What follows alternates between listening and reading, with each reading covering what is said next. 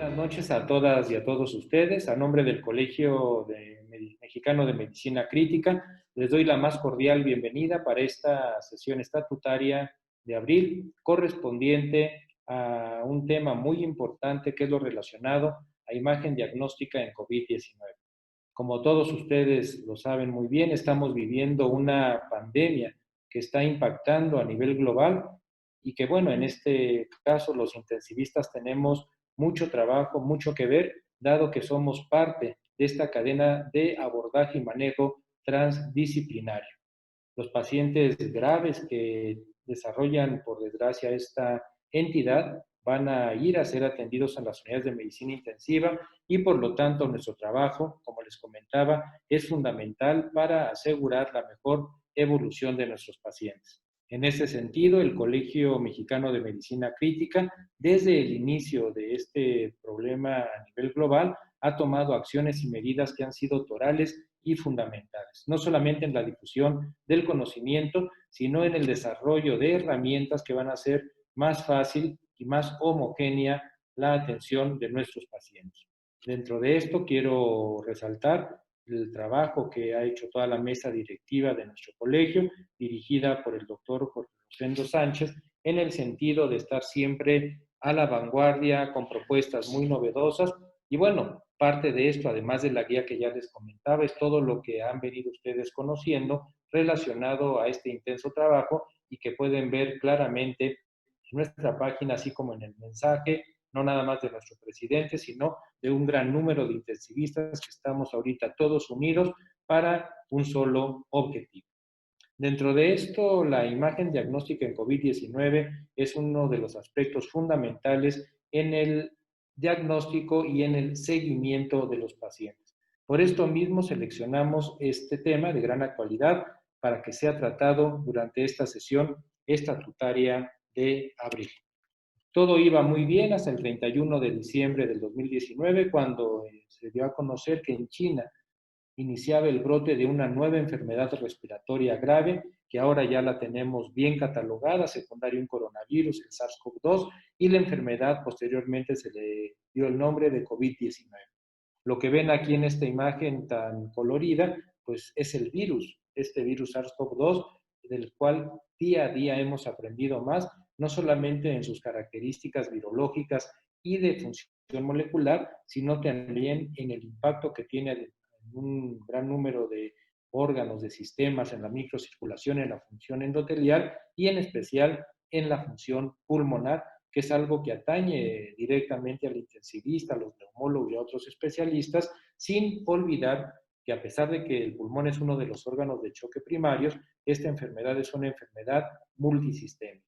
Hemos aprendido mucho de su comportamiento desde el punto de vista inflamatorio. Recientemente se ha postulado que es una forma de sepsis virológica, tiene muchas características de sepsis y estamos también conociendo a partir de esta enfermedad cómo los virus también pueden desencadenar esta grave respuesta inflamatoria sistémica, esta tormenta de citocinas de las cuales ustedes lo conocen muy bien, y este virus, como lo podemos ver en la pantalla, condiciona este nuevo tipo de enfermedad, una enfermedad con muchas peculiaridades. Además de la inflamación, su impacto multisistémico es en el endotelio, en la coagulación, que es también parte toral de la enfermedad, sin olvidar que dentro de su involucro multisistémico también condiciona disfunción intestinal, del sistema nervioso, de los riñones, disfunción cardíaca importante. Y así es como debemos de verla, como una afección y una enfermedad multisistémica y, como les comentaba, de este nuevo término acuñado como sepsis viral o sepsis secundaria a una infección por virus. Ya los intensivistas no nada más tenemos que ser expertos en microbiología, en las bacterias, en algunos parásitos que puedan dar sepsis, sino que estamos aprendiendo que también tenemos que ser conocedores y conocedores a profundidad de los virus y del comportamiento de los virus. ¿Quién iba a pensar que ahora también tenemos que tomar en cuenta este aspecto muy importante que durante mucho tiempo se nos olvidó, a pesar de que teníamos ya avisos de esto? Todos recordamos a principios del año 2000 esta epidemia también por coronavirus que condicionó el SARS, esta infección respiratoria severa grave que afectó a China y al Canadá. Posteriormente vino el otro aviso, que era la enfermedad del Medio Oriente, también una enfermedad respiratoria transmitida por camellos, y ahora nos estamos enfrentando a este nuevo coronavirus, a este coronavirus SARS-CoV-2, que condiciona también esta grave enfermedad que está llevando a las terapias y a la muerte a un gran número de seres humanos. Pero el diagnóstico es muy importante y hoy no nos vamos a dedicar a hablar sobre el diagnóstico serológico y otro tipo de abordajes, sino que vamos a hablar relacionado a los estudios de diagnóstico por imagen. Y bueno, uno de los estudios diagnósticos de imagen tradicionales y que usamos cotidianamente en la unidad, pues es la placa simple de tórax. Es algo que tenemos al alcance en la gran mayoría de nuestras instituciones. Y bueno, también la placa simple de tórax tiene que ver mucho en el diagnóstico de esta enfermedad dentro del abordaje diagnóstico. Hay una gran cantidad de publicaciones al respecto. Tenemos que tomar en cuenta que aunque son estudios, las placas simples de tórax altamente específicos, son poco sensibles. Y bueno, tenemos ejemplos claros como lo que podemos ver en esta lámina, en la cual en la placa simple de tórax podemos ver este tipo de infiltrados que cuando hacemos la tomografía computada vemos el infiltrado característico de los pacientes con infección por coronavirus SARS-CoV-2. Entonces aquí estamos viendo estas imágenes en las cuales podemos ver la diferencia entre lo que vemos en la placa simple infiltrado con lo que vemos en la tomografía computada.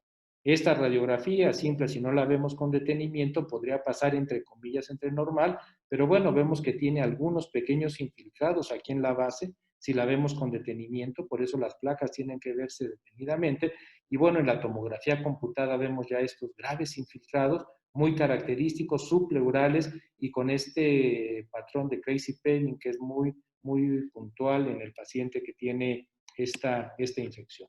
Vean esta placa simple de tórax, aquí podemos ver que aparentemente no hay nada, se ve un discreto infiltrado en la base izquierda y bueno, ya en la tomografía vemos la pérdida de volumen pulmonar y además el infiltrado característico de la enfermedad.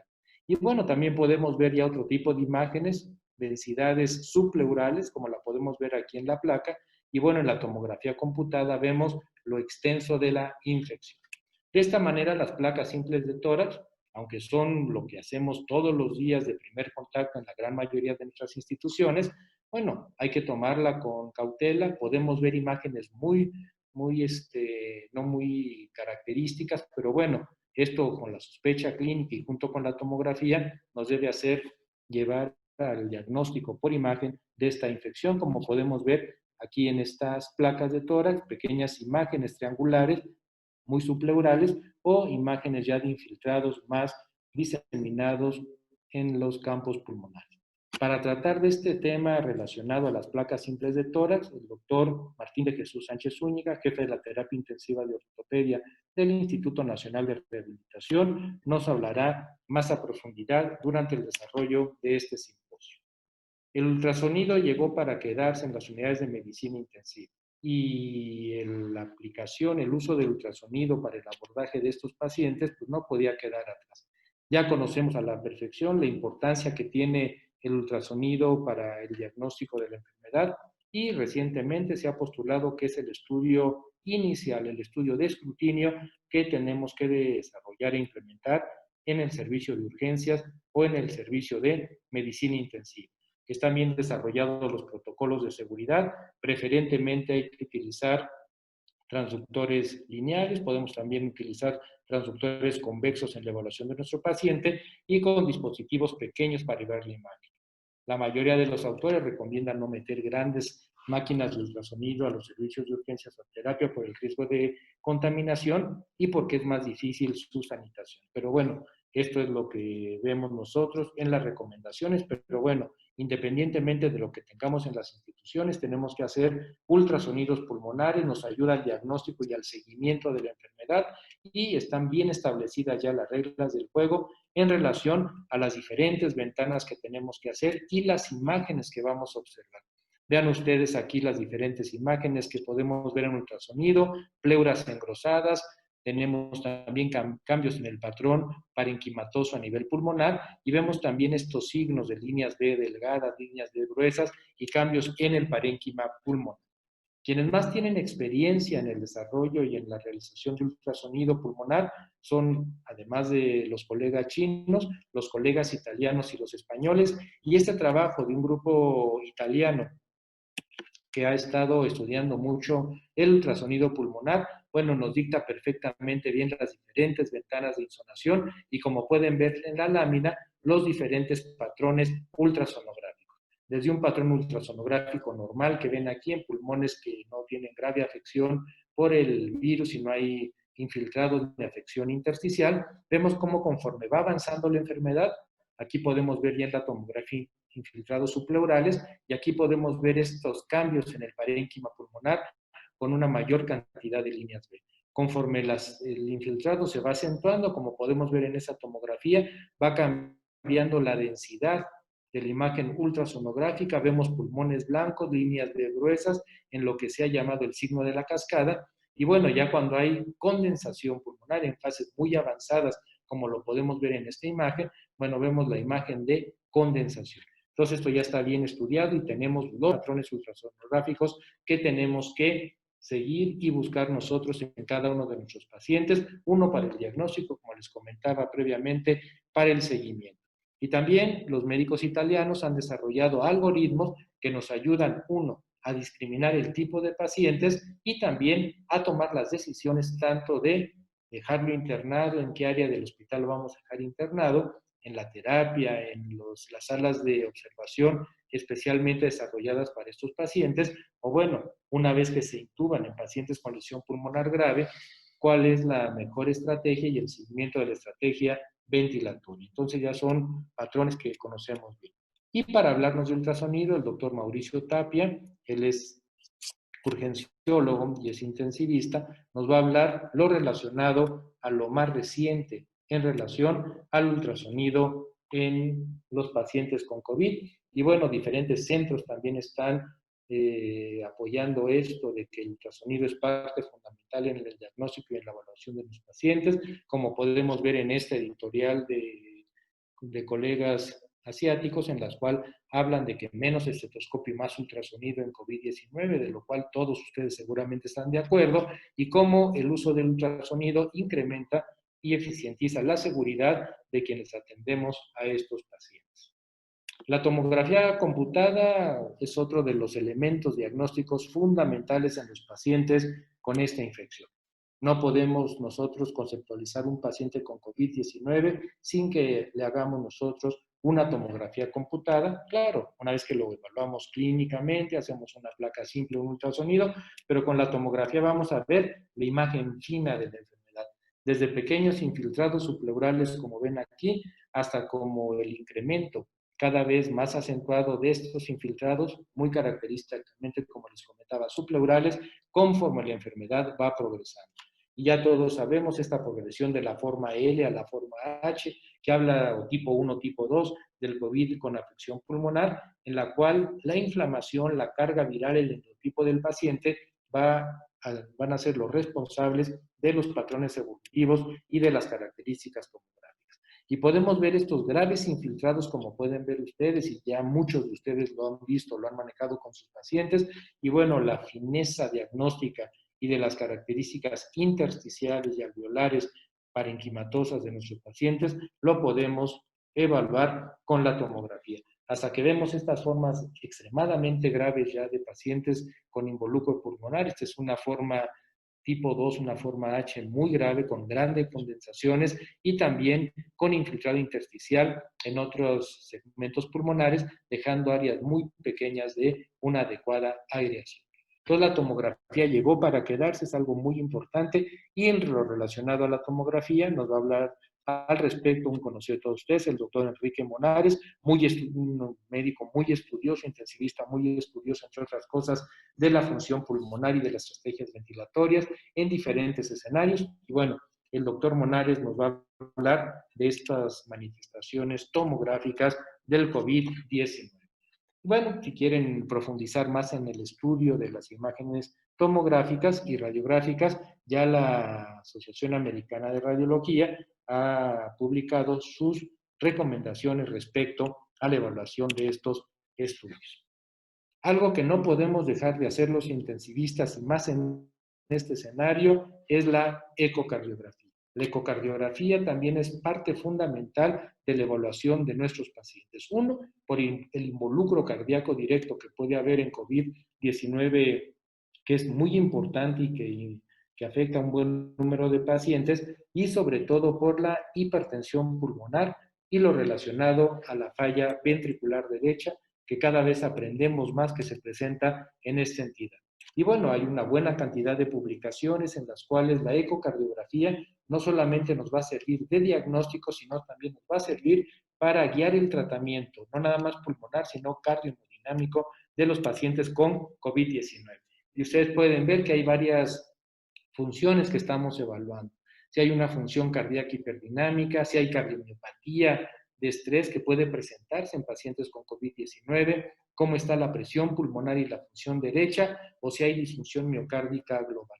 Son diferentes escenarios que se han estudiado en los pacientes con COVID-19 a nivel cardíaco y de la función de flujo pulmonar y de ventrículo derecho.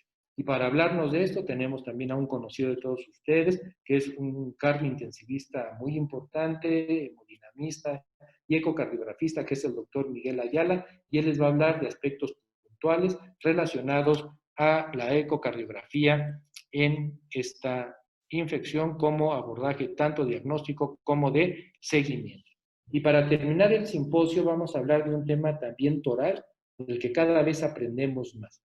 La infección por coronavirus SARS-CoV-2 y el COVID-19 se asocia a una grave coagulopatía, en especial un estado protrombótico muy acentuado que se va profundizando conforme se agrava la enfermedad.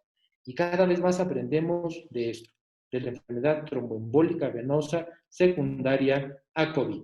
Y conocemos cada vez más de la hipercoagulabilidad, del comportamiento de la coagulación, y vemos cómo estos pacientes, cuando se hace una evaluación de la coagulación profunda en relación a tromboelastografía, vemos un grave estado procoagulable, protrombótico. Y bueno, esto puede llevar no nada más a trombosis venosa o a trombosis arteriales, sino también a embolismo pulmonar. Y cada vez vemos más reportes, más series en las cuales, además de la infección por COVID, aquí podemos ver un involucro leve, moderado a nivel pulmonar.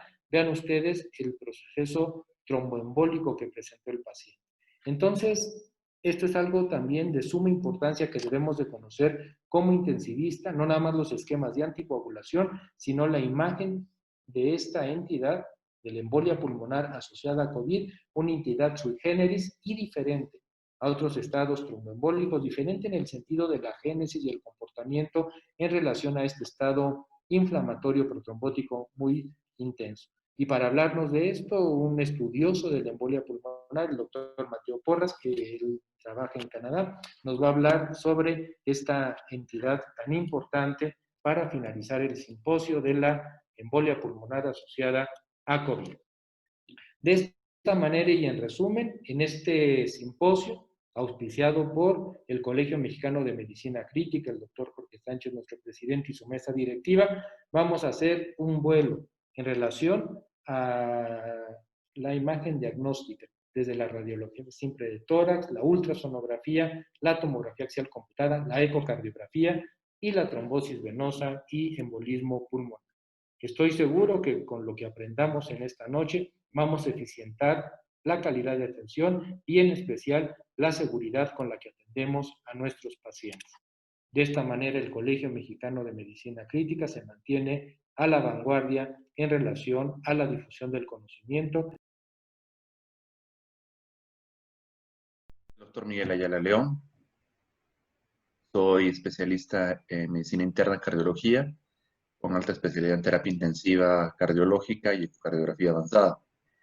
El tema del cual les voy a platicar el día de hoy es acerca de la ecocardiografía crítica en pacientes con el diagnóstico de COVID-19.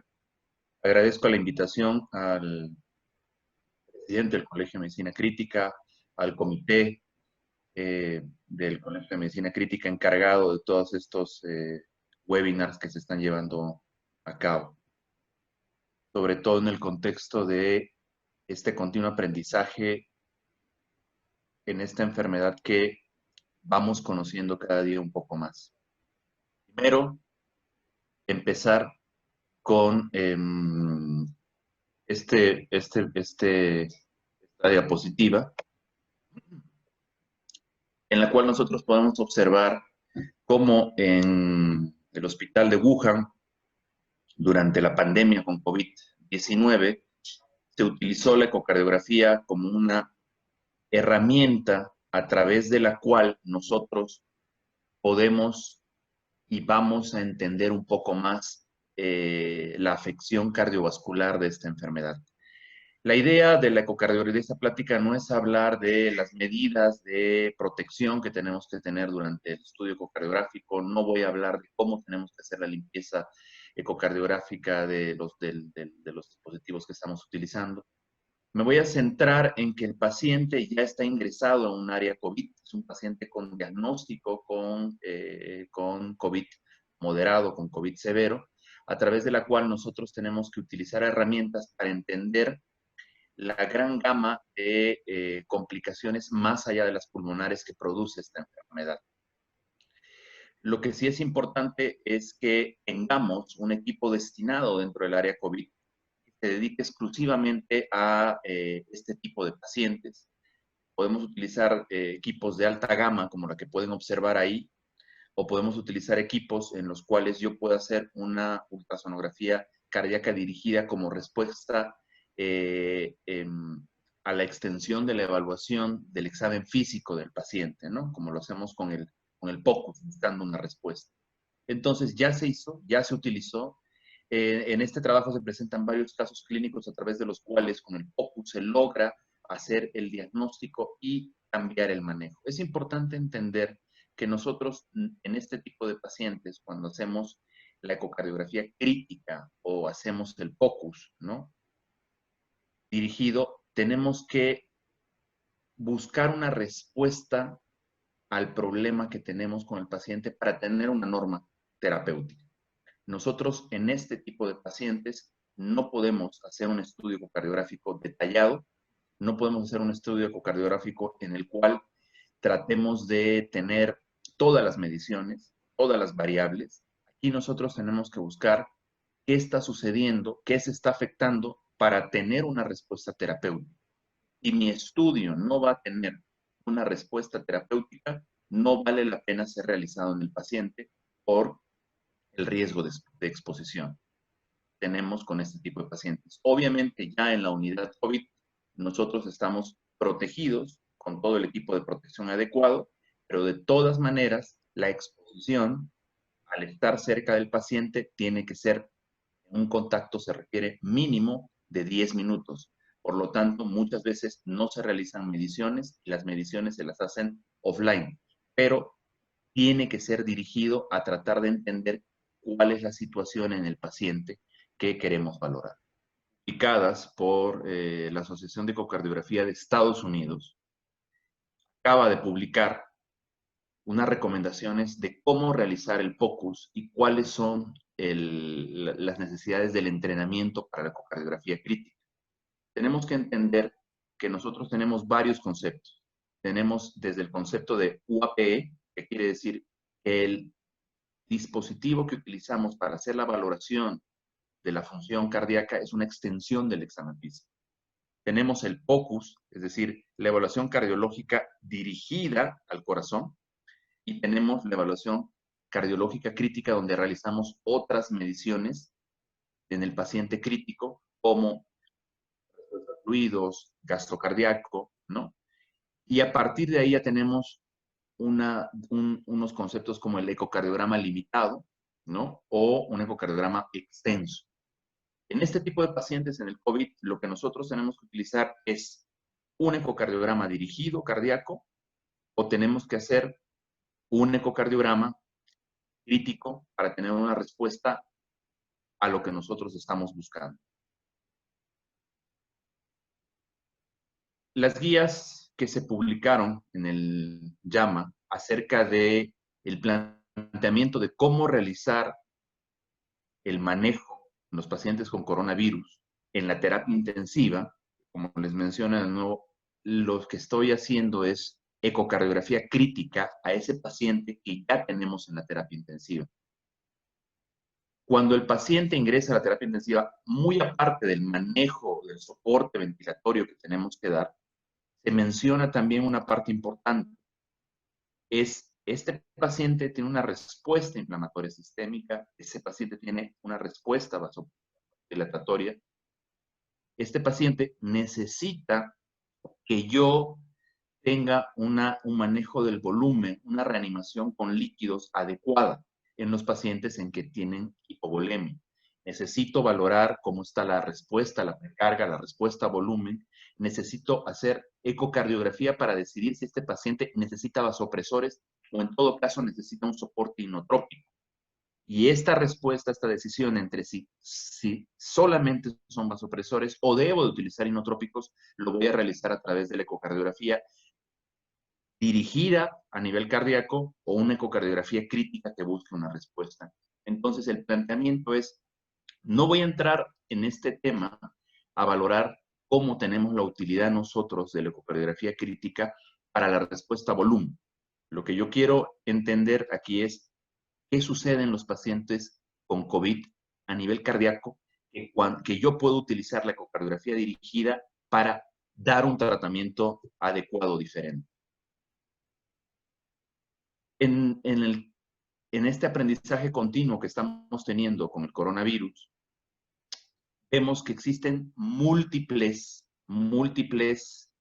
caminos fisiopatológicos que se relacionan a que se produzca un daño a nivel cardíaco, que puede darse a través de muchos mecanismos, como un daño directo, como un daño por respuestas inflamatorias de las citocinas, como un daño a través de la respuesta inflamatoria y que produzca alteraciones coronarias en la misma placa y que nos lleven a un síndrome coronario agudo, o alteraciones a través de la microvasculatura donde se producen microtrombosis. Entonces, cuando yo tengo este panorama tan diverso, la ecocardiografía me ayuda a visualizar esto. Yo voy a poder tratar de entender que puedo tener una afección directa del virus, como podemos observar aquí, al músculo cardíaco. Puedo tener una respuesta inflamatoria que subsecuentemente a través de la respuesta de citocinas, la tormenta de citocinas, produzca un daño de miocarditis y que me pueda llevar a una falla cardíaca. Puedo tener directamente la afección de la inestabilidad de la placa por la respuesta inflamatoria, produzca un síndrome coronario agudo, o inclusive la afección microvascular que produzca un síndrome coronario agudo. Entonces, lo que se sugiere es que yo, en este tipo de pacientes cardiológicos, realice el abordaje y el estudio ecocardiográfico en el paciente que lo requiere. Es decir, no a todos los pacientes con COVID severo voy a realizarle pocos o voy a realizarle un ecocardiograma crítico. Debido a la gran gama de afección cardiovascular que existe por el coronavirus, es importante entender que voy a tener una respuesta a través de biomarcadores que me pueden ayudar a entender un poco más qué está sucediendo en este paciente. Ya está estudiado por los grupos de Wuhan de que los pacientes que tienen troponinas más altas durante la enfermedad y que persisten con valores de troponinas altas hasta el final de la enfermedad son pacientes que requieren ingresarse a terapia intensiva, son pacientes que tienen mayor mortalidad, porque el valor elevado de la troponina nos habla de injuria miocárdica. Entonces, en un paciente que lo tengo entre el 7º y 21 días, que empieza a elevar los valores de troponina de manera constante, es un paciente que empieza a tener inestabilidad hemodinámica, también puedo solicitarle el NT-proBNP y encontrar que este paciente tiene incrementado el NT-proBNP. Entonces, si el paciente está teniendo alteraciones de biomarcadores cardíacos, yo necesito buscar la respuesta y la inestabilidad hemodinámica en este paciente se está condicionando no solamente por el problema de la afección viral pulmonar, sino buscar entender si hay alguna afección a nivel cardíaco que necesita que yo intervenga de otra manera. Obviamente que lo que se ha visto es incluso que cuando se da la tormenta de citocinas, casi al final de la enfermedad, pacientes complicados, pacientes en terapia intensiva que requieren manejo avanzado de la vía aérea, estos pacientes tienden a tener afección directa del miocardio y se han encontrado que presentan muchos miocarditis. Fíjense cómo en esta tabla de división, a través del límite del valor superior, que lo marcan de 20, de las troponinas de alta sensibilidad, de 20 nanogramos por litro, cómo los pacientes por debajo de este valor que presentaron eran pacientes que tenían COVID moderado, un COVID, y en el cual ya eran pacientes que tenían enfermedades cardíacas preexistentes o pacientes sin enfermedades cardíacas que no tenían elevación del valor. Pero los que tenían entre 0 y 20 eran pacientes que tenían enfermedades preexistentes. Pero un paciente con valores mucho más elevados, alrededor de 100 o mucho más elevados, son pacientes que ya tenían alguna complicación de COVID severo. Y los pacientes que tenían esa tendencia a tener valores mucho más elevados de troponina son pacientes que presentaron o infarto tipo 1, o presentaron miocarditis, o presentaron tracotsubo, o estaban en un estado de shock. Entonces, esto es importante. ¿A qué tipo de pacientes tengo que realizarle yo la ultrasonografía dirigida? A estos pacientes que presentan alteraciones hemodinámicas, a estos pacientes que tienen esa tendencia a tener valores elevados de troponina.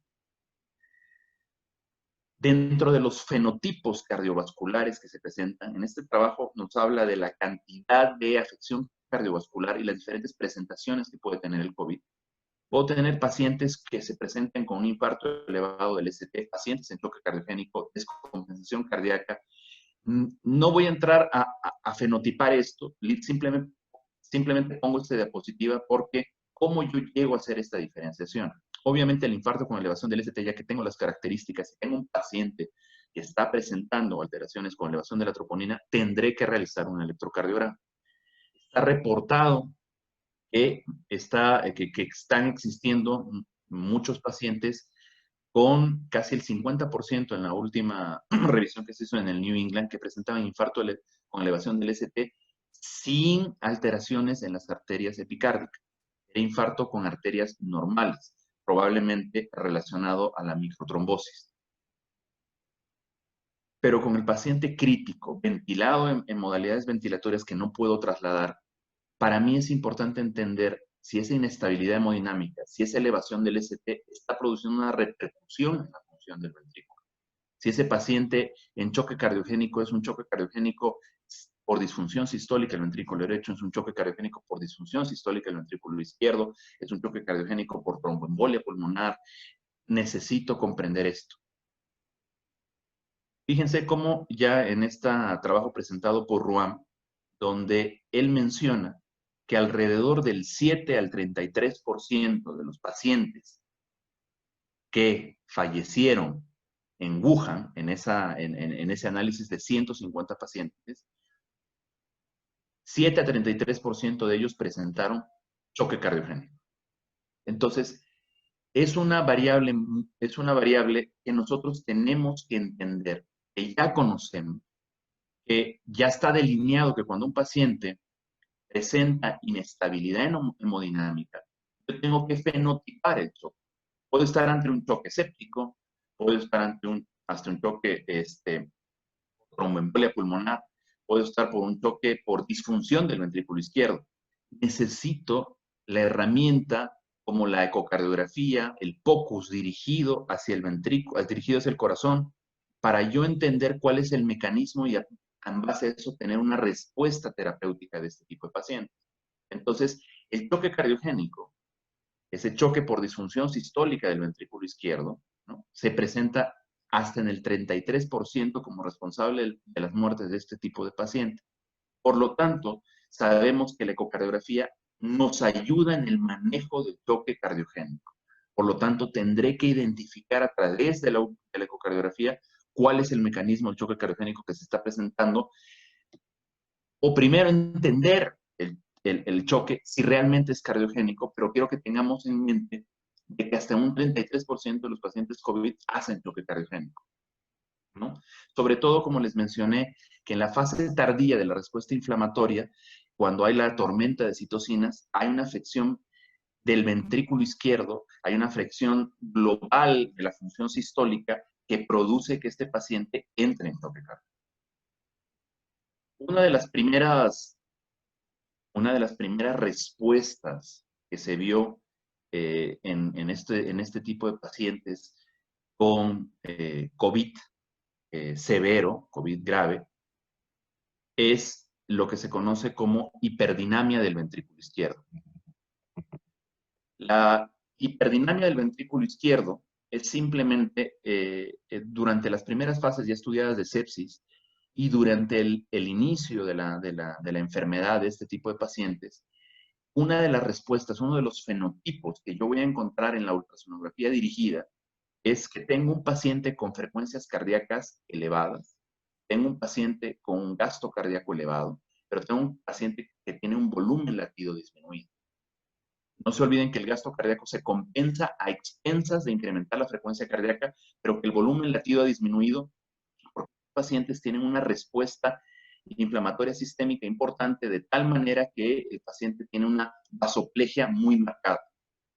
Entonces, ecocardiográficamente, yo al fenotipar a este tipo de pacientes, cuando el paciente empieza a hipotensarse, a tener alteraciones, a chocarse, fíjense cómo yo veo en el POCUS dirigido, cómo veo un ventrículo izquierdo donde las cavidades del ventrículo izquierdo se colapsan, en un eje corto, en un eje largo paraesternal veo cómo el corazón no está dilatado de volumen, las paredes del ventrículo izquierdo, en este caso del septum y de la pared posterior, casi hacen lo que se llama el kissing wall. Recordarles que cuando yo veo este fenómeno de kissing wall, no se traduce en que este paciente va a responder a volumen, ¿sí? Nos habla de hipovolemia, pero no nos traduce que este paciente necesite volumen. Para eso utilizaré la respuesta a volumen a través del índice tiempo-velocidad del tracto de salida del ventrículo izquierdo o de la colapsabilidad de la vena cava inferior. Entonces, yo defino la hiperdinamia del ventrículo izquierdo cuando tengo una fracción de expulsión mayor al 70%. La hiperdinamia en este tipo de pacientes con coronavirus moderado a severo, se ha visto que se presenta entre el 8.6 al 21% de los pacientes. Hay un concepto importante que debemos de entender, que es, yo veo un ventrículo izquierdo con una fracción de expulsión normal, inclusive supranormal, por eso es mayor al 50%. ¿Por qué? No quiere decir que este ventrículo izquierdo no esté en disfunción, que no se esté afectando a la función del corazón, sino que, como les mencioné al principio, las resistencias vasculares disminuyen. Muchas veces son pacientes que están en un estado de choque normotensivo, son pacientes que mantienen presiones arteriales limítrofes o normales porque incrementa la función sistólica del ventrículo izquierdo. Pero una vez que nosotros iniciamos soporte vasopresor, porque el paciente empieza a hipotensarse y a chocarse, este ventrículo izquierdo ya empieza a luchar contra valores de mayores resistencias que las estamos generando a través de la infusión de vasopresores. Y posteriormente, ya este ventrículo dejará de estar hiperdinámico y empezará a mostrar su verdadera disfunción, porque en este momento está hiperdinámico, porque no está venciendo resistencias importantes durante este episodio. Entonces, uno de los fenotipos de los pacientes con coronavirus que yo puedo encontrar es, tengo este fenómeno donde el paciente está con una hiperdinamia del ventrículo izquierdo. Esto no traduce falta de volumen, ojo, tengo que buscar si este paciente es respondedor a volumen, en caso de estar hipotenso y requiriendo volumen, ¿no? Y que una vez que yo le inicie un soporte vasopresor porque no estoy alcanzando simplemente con volumen, si era respondedor a volumen, tengo que reevaluar la verdadera función del ventrículo izquierdo que se está presentando una vez que empiece a titular mis vasopresores, porque probablemente el ventrículo izquierdo vaya a mostrarme la verdadera función que tiene, que muchas veces es menor a 50%. Y que yo requiera agregarle probablemente inotrópico. Entonces, como concepto claro es, lo veo hiperdinámico, pero no lo tengo que dejar así, tengo que darle un seguimiento en el tiempo una vez que lo inicie con respuesta a volumen o una vez que le inicie soporte vasopresor. En esta revisión de Xu, que fue un estudio de corte de los pacientes, donde se valoró los factores de riesgo y la mortalidad de los pacientes que presentaron coronavirus en Wuhan, es importante entender que el 23% de los pacientes tuvo insuficiencia cardíaca y del 52% de los pacientes que no sobrevivieron tuvieron insuficiencia cardíaca al momento de fallecer. Entonces, es casi el 50% de los pacientes con coronavirus que cuando se complica y fallece con insuficiencia cardíaca. Entonces, es importante entender que cuando yo tengo inestabilidad hemodinámica en un paciente con coronavirus en la unidad de cuidados intensivos, necesito tener en mente que el 50% de estos pacientes graves pueden estar desarrollando insuficiencia cardíaca por los diferentes mecanismos. Afección directa, el virus a través de los receptores. No, ya se identificó que que existen receptores, que los receptores ECA2 ya se identificó que el virus llega al espacio intersticial del miocardio, produciendo destrucción y miocarditis. No hay una afección directa de la fibra, de la miofibrilla como tal por el virus, pero sí llega al espacio intersticial. Puede haber una afección directa por la respuesta inflamatoria como tal en la tormenta de citocinas que está demostrado. Y todos esos mecanismos van a llevar a que ese paciente tenga una disfunción del ventrículo izquierdo, que se manifieste como una insuficiencia cardíaca y que casi en el 52% de los pacientes fallezcan, de los que presentan, de los que tienen estas complicaciones. Entonces, no es una variable nada despectiva para entender. Hay que tenerla presente que cuando yo tengo un paciente con inestabilidad hemodinámica, debo realizar la ultrasonografía dirigida para ver si ese paciente no está presentando insuficiencia cardíaca, si esa función del ventrículo izquierdo no está disminuida y deteriorada. Fíjense, este es un caso mío, un paciente de 47 años de edad, procedente de la Ciudad de México, que llega con 7 días de fiebre. Al interrogatorio, antes de realizarle el estudio, al 5.º día me refiere de que tiene disgeusia y anosmia. Entonces, alta probabilidad clínica, fiebre, alta probabilidad clínica de paciente COVID. El día de ayer le confirmaron a través de la prueba de que es COVID positivo. Es un paciente que me lo presentaron para hacer el estudio como insuficiencia cardíaca porque es todavía muy temprano que esté con estos datos clínicos de insuficiencia cardíaca de la presentación de la enfermedad. Apenas lleva 8 días de enfermedad. Y esto es un punto importante que también tenemos que tener en consideración.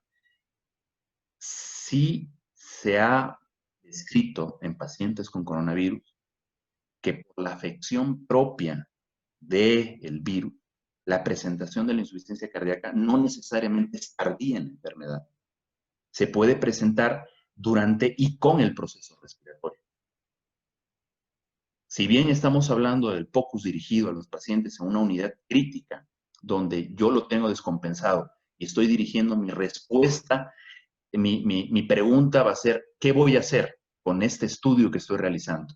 Entonces, en este caso es un paciente que tenía deterioro de clase funcional, que está hipotenso, y como respuesta, como ustedes pueden observar, de un ventrículo izquierdo que no engruesa en el eje corto, observen, mucha hipocinesia, es un ventrículo izquierdo con una función ventricular del 35%, veo un ventrículo izquierdo ya dilatado, ¿no? Por diámetros dilatados, veo que el ventrículo derecho también tiene disfunción sistólica, no tiene un engrosamiento adecuado. Entonces, tengo un paciente con disfunción biventricular, es un paciente con baja función del ventrículo izquierdo.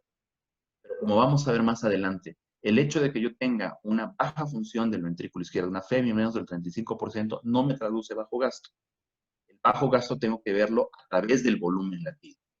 Entonces, es claro que la insuficiencia cardíaca y la miocarditis no solamente se está presentando como complicación tardía de los pacientes, ya en el episodio de, como les comenté durante la respuesta de tormenta tiroidea, desde la respuesta de tormenta de citocinas, sino que también esta enfermedad está presente durante el desarrollo del problema ventilatorio y cualquier descompensación hemodinámica tengo que tener la respuesta. Entonces, este paciente tenía un volumen latido de 14 mililitros por metro de superficie, es un bajo gasto, es un paciente que requiere soporte inotrópico. Entonces, la ecocardiografía crítica dirigida me lleva a que yo tengo que tener un diagnóstico de la afección y tomar una conducta terapéutica. Entonces, es un paciente que, si no respondiera a inotrópicos, es un paciente con choque cardiogénico y es un paciente que probablemente tenga que escalarlos a otro tipo de asistencia ventricular. En Estados Unidos y en Europa, a este tipo de pacientes, como primera asistencia de soporte sin respuesta a soporte inotrópico, les están poniendo balones de contrapulsación para mejorar como un dispositivo de asistencia ventricular, porque ellos lo mencionan.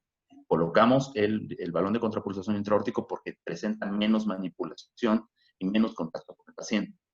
Entonces, la afección es muy clara e identificar. Entonces, equipos de protección cuando tengamos este tipo de pacientes, ya que no necesariamente la afección cardíaca se presenta de manera tardía. En un paciente en la terapia intensiva que ya está intubado, un paciente con hipoxemia, un paciente en pronación, un paciente que no lo estoy alcanzando durante la reanimación. Estas alteraciones hemodinámicas muy importantes que presentan este tipo de pacientes nos lleva muchas veces a alteraciones donde presento acidosis láctica severa. La acidosis láctica y todas estas alteraciones tienen una repercusión directa al ventrículo izquierdo, donde lo que producen al tener pHs intracelulares menores a 7.2 y intracelulares menor a 7.0, voy a tener alteraciones como hiperpolarización de la membrana, voy a tener alteraciones en el flujo de la amplitud de calcio, voy a tener apoptosis, voy a tener alteración de la sensibilidad de calcio por las miofibrillas. Todo esto en un círculo vicioso que me lleva al final a una disminución del inotropismo. Por lo tanto, el paciente tiene disfunción sistólica del ventrículo izquierdo. Entonces, uno de los mecanismos también que no tenemos que olvidar es que la acidosis láctica, la hipoxemia severa y la respuesta inflamatoria, no necesariamente durante la tormenta de citocinas, tiene una afección directa sobre la función ventricular. Y estos pacientes van a tener alteraciones del inotropismo. Entonces, si yo tengo un paciente que hemodinámicamente no está respondiendo, tengo que valorar si no necesito el inicio de soporte inotrópico en este tipo de pacientes.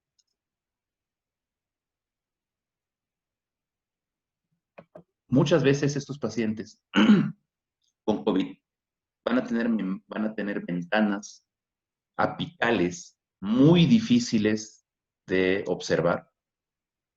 Lo que nosotros podemos realizar es colocar el transductor a nivel subsifoideo, dirigido hacia el hombro izquierdo, y ahí podemos visualizar también al ventrículo izquierdo y al ventrículo derecho.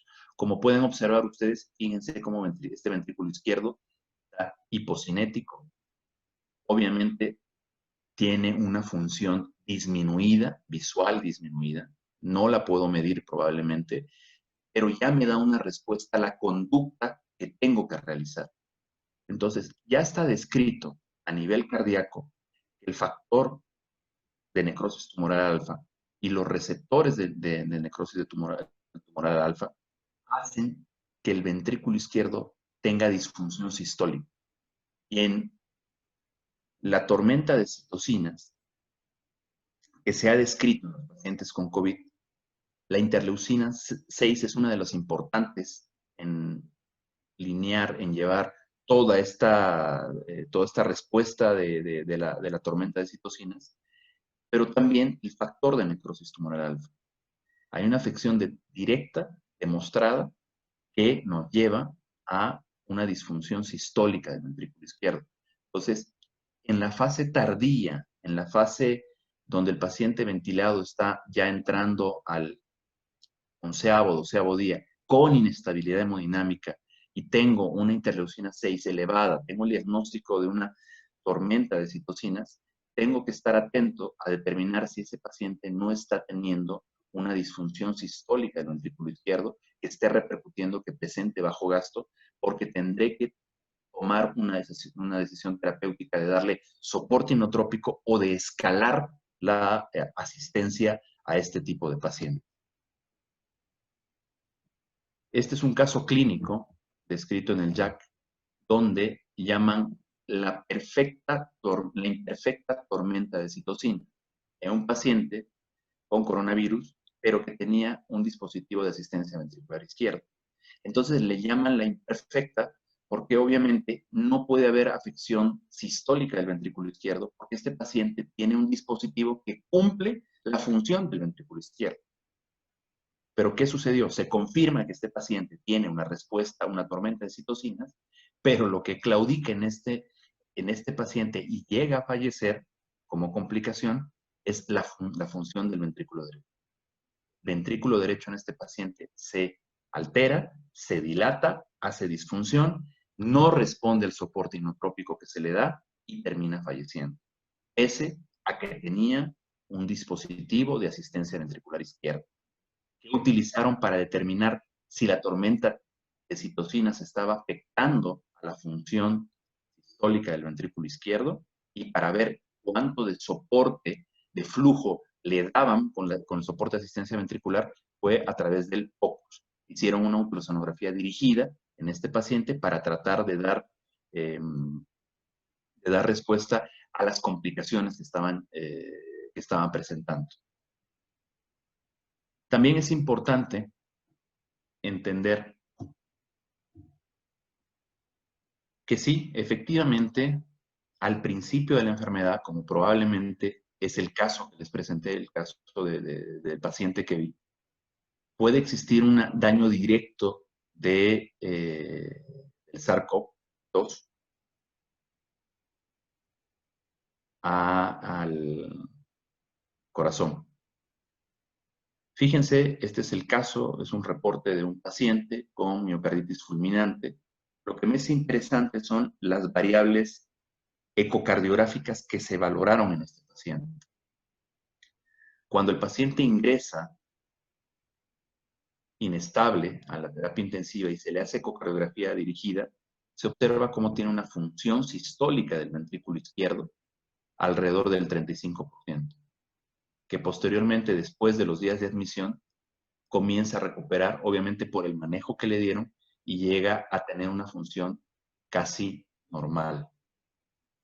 Como los diámetros de la pared del ventrículo izquierdo, cuando ingresa, también están dilatados, como el caso del paciente que les mostré, y que posteriormente disminuyen y regresan a la normalidad. Es decir, hablamos de un ventrículo izquierdo con disfunción sistólica del ventrículo izquierdo, fracción de expulsión disminuida, con dilatación del mismo.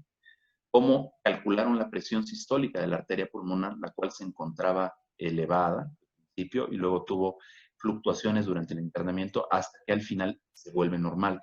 Esto nos traduce que hay una repercusión hacia el lado derecho por la disfunción del ventrículo izquierdo.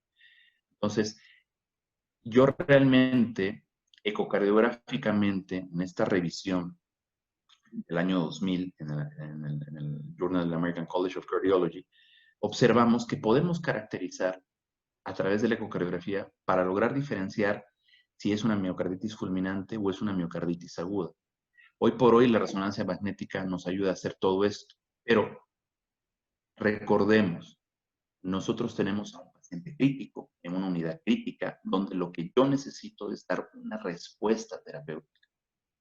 Entonces, si yo sospecho que este paciente tiene una disfunción sistólica importante, temprana en la enfermedad, que no se relacione en la fase tardía a una respuesta de tormenta de citocinas, que eso me afectaría y me traduciría que es una miocarditis en ese contexto, sino que estoy, como en este paciente, probablemente al principio de la enfermedad. Cuando yo estoy con las afecciones respiratorias, empiezo a tener estos hallazgos, como en este paciente, mi conducta cambiará. Por eso que cuando yo hago la ecocardiografía dirigida, identifico que este paciente tiene disfunción sistólica, dilatación, es un paciente con una miocardiopatía dilatada de manera aguda, le daré soporte inotrópico, pero también me plantearé utilizar otro tipo de terapéutica para ver si responden. En este caso, utilizaron corticoides, no es el punto de la plática, pero sí quiero que entendamos de que debe de guiar a individualizar, a fenotipar la respuesta que está teniendo desde el punto de vista la afección cardiológica al virus en cada paciente. También se han reportado, algunos casos están reportando, como pueden ustedes observar, de síndrome de Takotsubo. Este es un artículo publicado en el European Journal de Medicina Interna, donde es un paciente, como les mencionaba, al segundo día de su internación, el paciente presenta incremento de los biomarcadores. No a todos los pacientes tengo que realizarles ultrasonografía dirigida. Tengo que tener en mente el comportamiento de los biomarcadores en los pacientes. Presentó cambios electrocardiográficos con una onda P negativa, se realizó un ecocardiograma dirigido y lo que se encontró es el movimiento clásico de abombamiento de la región apical en sístole y la contracción preservada a nivel basal del ventrículo izquierdo. Observen aquí cómo hay una discinesia de la región apical y hay una contracción conservada en la base. Entonces, es importante entender que el Takotsubo se debe sobre todo a la gran respuesta catecolinérgica que está existiendo en estos pacientes. Y hay una alteración a través de los receptores donde por esta respuesta catecolinérgica los receptores GS, GI del inotropismo se empiezan a afectar de los receptores relacionados al final con la contractilidad, son inhibidos, para entenderlo así, y esa es una de las teorías más aceptadas de Takotsubo como afección a la función del ventrículo izquierdo. Entonces, no es lo mismo tener un paciente con una miocardiopatía dilatada en la fase de la tormenta tiroidea, miocardiopatía dilatada al principio, como una afección propia del virus, como una miocarditis, que tener un síndrome de Takotsubo, porque el manejo será diferente. No olvidemos que los pacientes con síndrome de Takotsubo, casi el 60%, tienden a hacer desplazamiento sistólico de la válvula mitral, produciendo obstrucción dinámica del tracto de salida. Son pacientes que si yo inicio soporte con inotrópicos, soporte con vasopresores, voy a incrementar la hiperdinamia y yo mismo produciré obstrucción dinámica del tracto de salida. Son pacientes que necesitan volumen, que necesitan ofenilefrina, porque no incrementa la obstrucción dinámica del tracto de salida. Entonces es importante entender la ultrasonografía dirigida porque me ayudará a tomar una conducta diferente. Imagínense que este paciente tiene estas alteraciones y se empieza a hipotensar y yo le inicio un soporte inotrópico de manera empírica sin saber este diagnóstico pensando que es una miocardiopatía dilatada. La afección de la función de la hemodinamia seré responsable yo porque no identifiqué esta conducta de este fenotipo de presentación del coronavirus como afección de... Este otro caso presentado aquí es una miocarditis aguda que se presentó como un Takotsubo reverso en un paciente ¿no? Tenía una disfunción sistólica con una FEBI del 43%, que al final tenía solamente hipocinesia de la pared inferolateral. Entonces, ¿en quién yo sospecho que tengo en qué tipo de paciente sospecho que yo tengo una miocarditis? En este paciente que tiene hipocinesia generalizada, tiene un engrosamiento sistólico conservado. Pero fíjense lo atípico de este caso, donde ellos encontraron que solamente tenía hipocinesia de la pared inferolateral y no tenía ninguna otra afección. Entonces, la ultrasonografía dirigida me ayuda a entender cuál va a ser mi conducta. Ya hemos hablado hasta aquí de aspectos como la presentación de la miocardiopatía, de la disfunción sistólica, la afección que hay, los fenotipos que tengo que encontrar, la falla del ventrículo izquierdo que tengo. Pero un paciente que tenga una FEBI de 23%, un paciente que tenga una FEBI de 40%, un paciente que tenga una FEBI de X valor, no me traduce que ese paciente tenga un volumen latido anterógrado disminuido. Quiere decir que su gasto cardíaco esté disminuido. Ese paciente puede estar compensando el gasto cardíaco a través de mecanismos propios del ventrículo izquierdo, de otro tipo de fibras del ventrículo izquierdo, como también a través de mecanismos externos como la taquicardia. Entonces, yo lo que necesito entender es, ok, tengo un paciente con función disminuida, dilatado, FEBI del 43, necesita inotropismo, necesita que le dé inotrópico a ese paciente. Yo necesito colocar el Doppler pulsado en un 5 cámaras, observar en el tracto de salida la cantidad de flujo sanguíneo que existe en el determinado tiempo. Esto se llama índice tiempo-velocidad. Esto quiere decir la cantidad de eritrocitos que están pasando a nivel del tracto de salida en un determinado tiempo. Yo realizo el trazado de esta cantidad que está saliendo, que la visualizo ahí, y tiene que tener alrededor de 19 más menos 2, como límite 17 y 21, para que yo traduzca que tengo un gasto cardíaco adecuado. Tengo un paciente con miocardiopatía dilatada, con FEBI, que me parece a mí, por una sonografía dirigida de 45%, y tengo la capacidad de realizarle el índice tiempo-velocidad del tracto de salida y veo que tiene 12 de ITB, ¿no? Bien medido, que eso quiere decir que estoy bien alineado el 5 cámaras al punto principal del transductor, ¿no? Fíjense cómo aquí tengo el vértice del transductor, como estoy a menos de 20 grados, por lo tanto no hay ninguna alteración en la medición que estoy realizando. Tiene sus características de aprendizaje. Esta medición tengo que haberla practicado, tengo que saber realizarla, tengo que tener cierto grado de habilidad, de expertise, cierto grado, pero es utilizado en la ecocardiografía crítica para yo valorar respuesta a volumen y en este tipo de pacientes, sobre todo para fenotipar si esa disfunción sistólica está teniendo una repercusión hemodinámica, que este paciente esté teniendo bajo gasto y que yo tenga la necesidad de darle soporte inotrópico.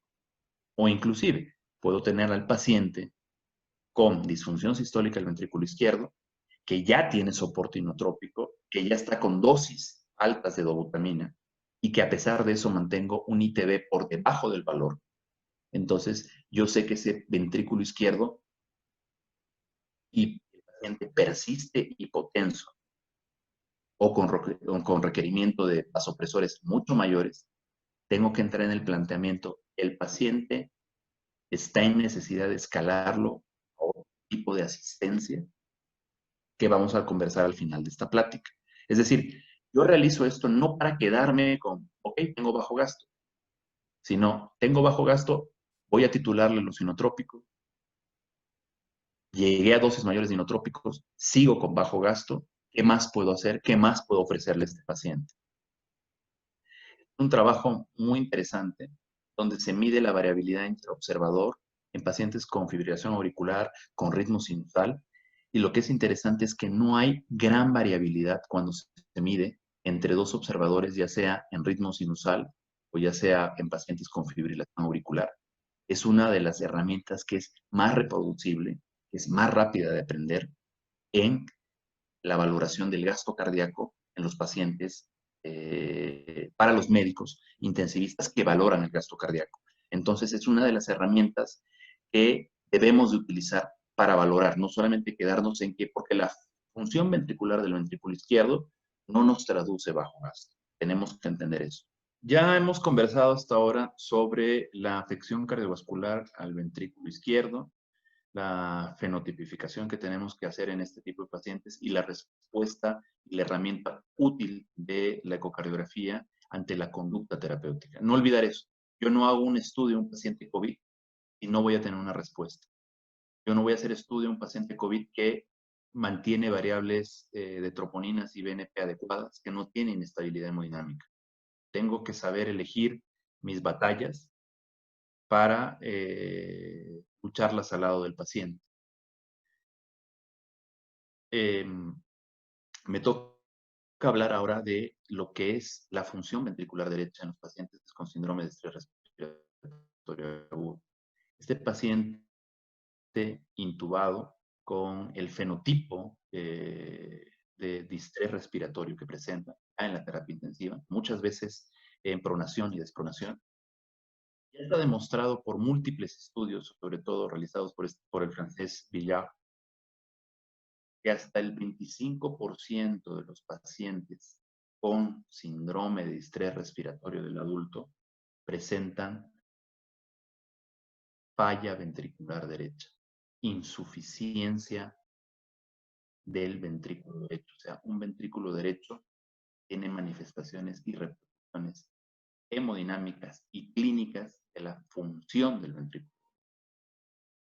El 25% es un valor bastante alto. Entonces, ¿cómo yo puedo caracterizar que tengo un paciente con insuficiencia cardíaca derecha aguda? Se han estudiado, yo tengo muchas variables para yo poder realizar y determinar si mi función del ventrículo derecho está normal, está preservada o está disminuida. Pero hay algunos conceptos muy claros, sobre todo en el subtipo de los pacientes con distrés respiratorio del adulto, que son muy característicos. Tengo que entenderlos. Yo puedo ver como este paciente, un ventrículo derecho dilatado, ver que la pared no se mueve, ¿no? En este caso puedo ver cómo hace el signo de la D, pero en distrés respiratorio y en ecocardiografía crítica estudió y se determinó cuál es lo relevante y cuál es lo importante que me ayuda a mí a traducir que ese paciente tiene falla derecha aguda. La fracción de acortamiento, que es medir cómo está en diástole, cómo está en sístole, que lo puedo ver aquí observándolo. Fíjense cuánto acorta el área que tengo en sístole y diástole. Fíjense aquí que prácticamente acorta absolutamente casi nada. La fracción de acortamiento tiene que ser más del 35%. En este paciente yo veo que tiene un acortamiento de menos del 20%.